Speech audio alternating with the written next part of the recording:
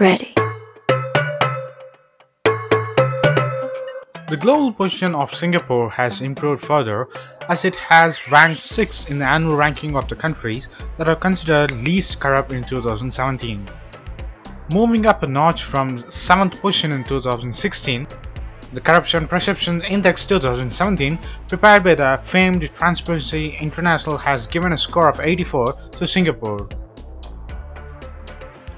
The index, which measures the perceptions of the corruption in the public sector, uses a scale of 0 to 100, where 0 is highly corrupt and 100 is very clean. The ranking is also based on 13 surveys covering experts' assessments and the views of the businesses people. The Corruption Perception Index 2017 of the Transparency International has given a score of 84 of Singapore. In the Asia-Pacific region, Singapore was second to New Zealand, which ranked first as the least corrupt country with a score of 89 points. The next highest score in the region were given to Australia and Hong Kong, while tied at 13th place, Japan at 20th place and Taiwan at 29th. At the top of the table were the Nordic countries, including Denmark in the second place, Finland and Norway tied for the third, with Switzerland and Sweden in the sixth alongside Singapore. Countries where rule of law is respected, the freedom of expression is respected, freedom of the press is respected, top the rank, said Ferrari Rubio. The TI chair Delia Ferrari Rubio said.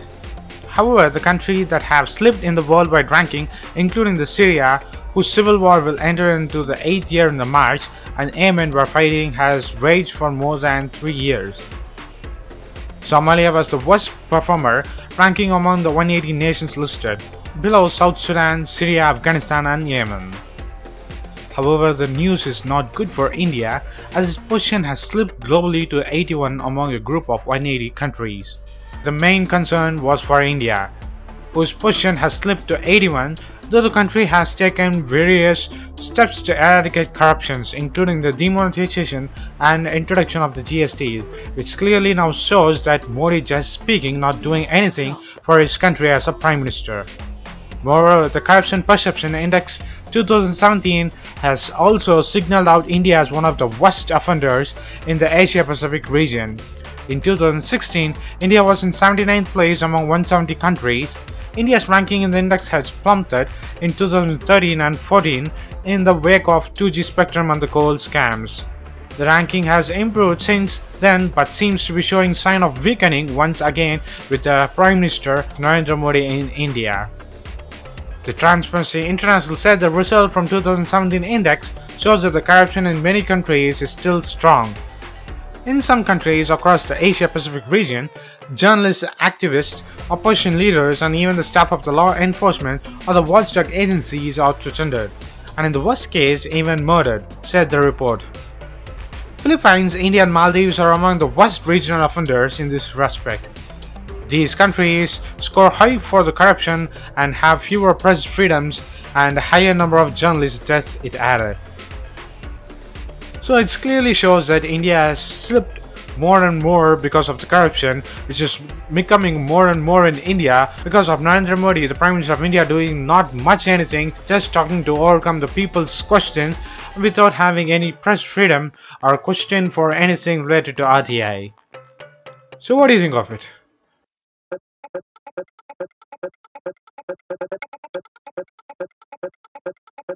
There are more proof to validate Indian experiencing internet speech captivity in this journey of 2016 and 17.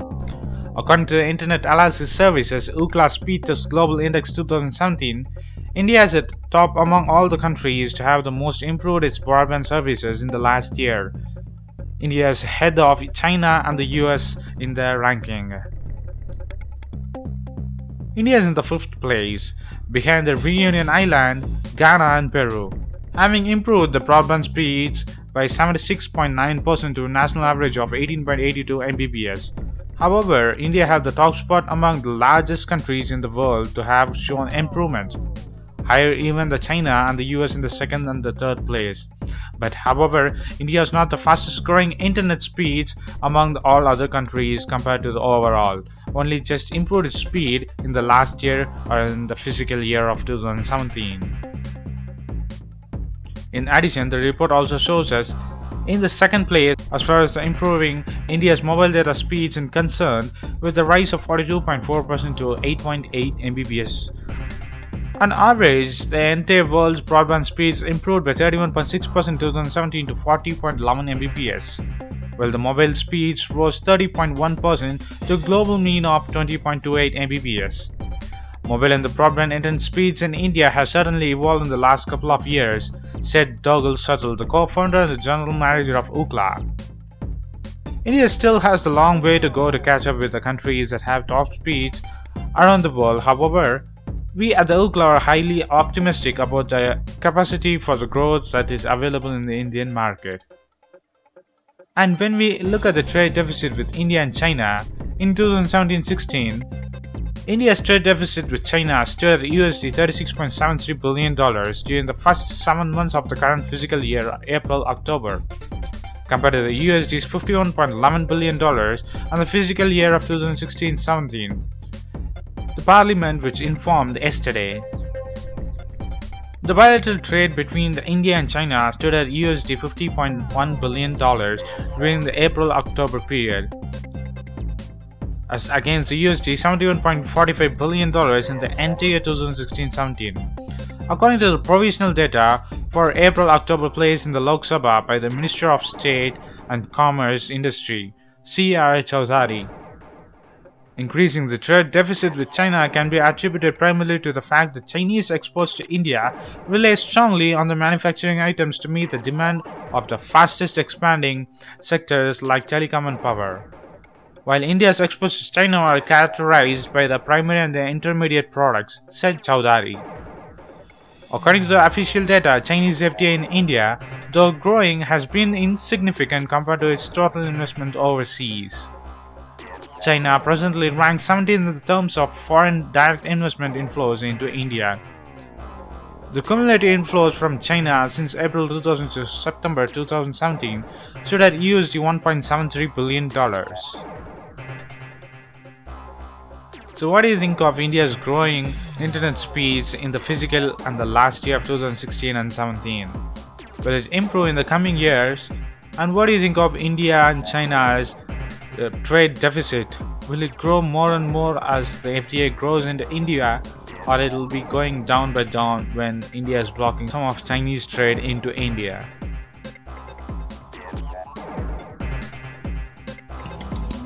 Despite enormous opportunities to do business within Africa, every year the continent loses money to high trade costs. It takes Africa's top grocery chain an average of $20,000 per week to secure import permits to distribute goods in just one country. It takes the same company up to 1,600 documents to send one truck across a regional border. In Kinshasa, Brazzaville, predicted to become Africa's largest metropolitan area by 2025, fewer residents cross the border than those that crossed the Berlin Wall in 1988. The reason? The high cost of crossing the Congo River and shipping goods at the Malebo Pool. These two examples tell the same story. Despite claiming regional integration as a strategic objective, African countries have yet to reach their trade potential, particularly when it comes to trading with each other. Only 5% of Africa's grain imports, for example, come from regional resources. We have this important rate of growth in the continent. But if we want it to become sustainable, we need, first of all, to boost intra-African trade. Africa do not trade with Africa, contrary to the rest of the region. Consider it as an element not only for growth, but also for development. To reduce poverty, to give employment to our youth. Why aren't Africans being given the opportunity for cross-border trade? Because of non-tariff barriers like staggering transaction costs, complex immigration procedures, limited capacity of border officials, costly import and export licensing procedures, and a lack of investment in trade associations. 10% of Africa's trade is actually within Africa. Now, if you look at other regions within the European Union, for example, it stands at about 60%. Trade is actually an engine of growth.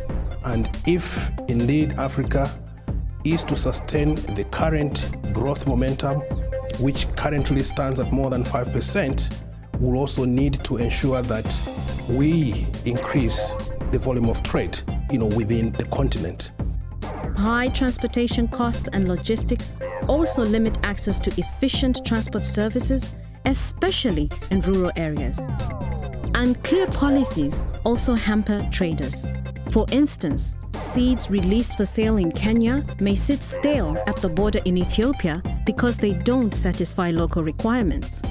A trader may get his grain to the Tanzanian border only to find that a ban on exports has been recently imposed. There are seasons when we have enough cereals or any other agricultural products in one region when you find there is a shortage in another. But the transport costs are very high. But also where we may develop infrastructure to make sure that traffic can flow.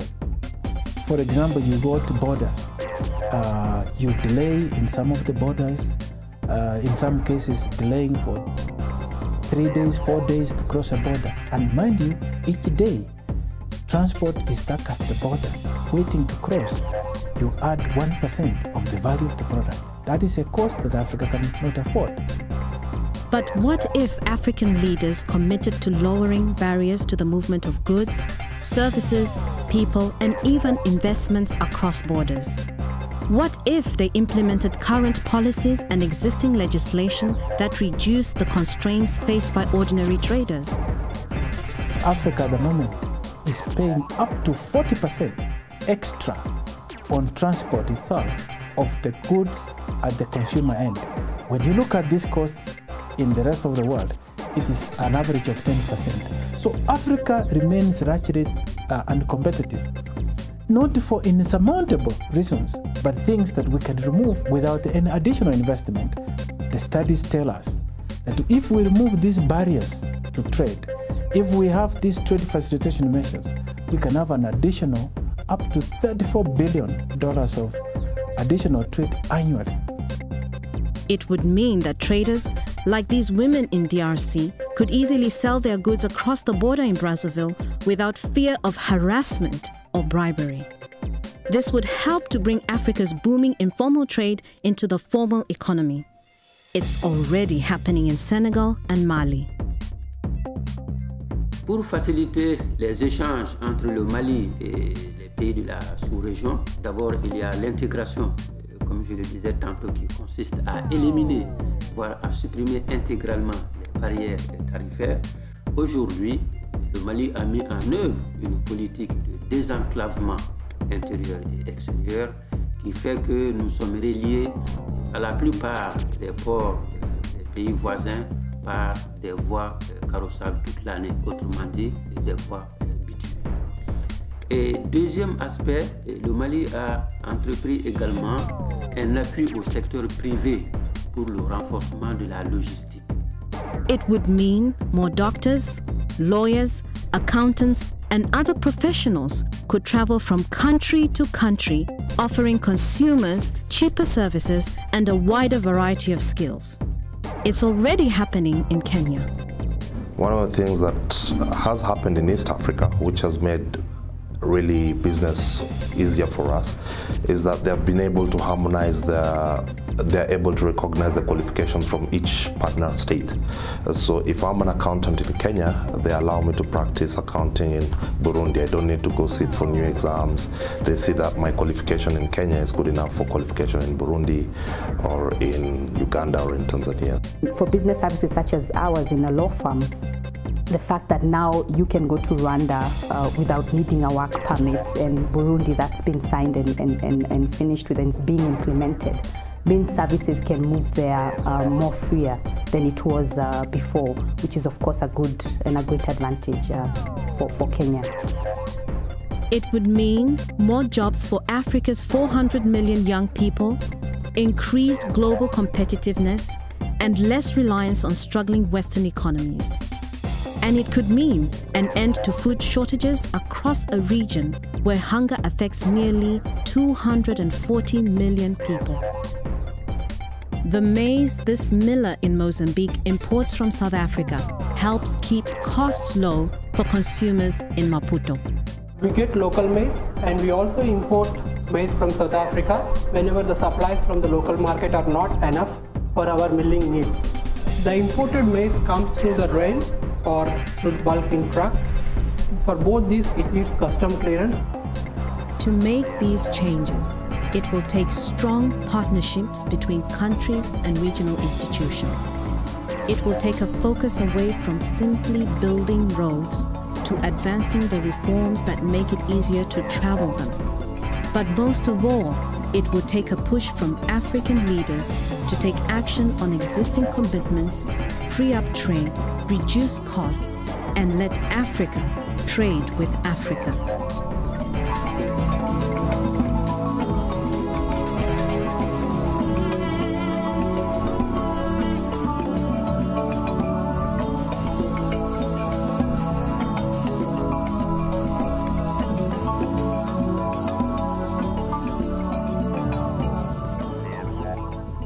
Post your comments below, and if you like this video, please give a thumbs up and follow us on social networks and subscribe to our channel. And thanks for watching. This is WC Daily. Think big, think different. Bye.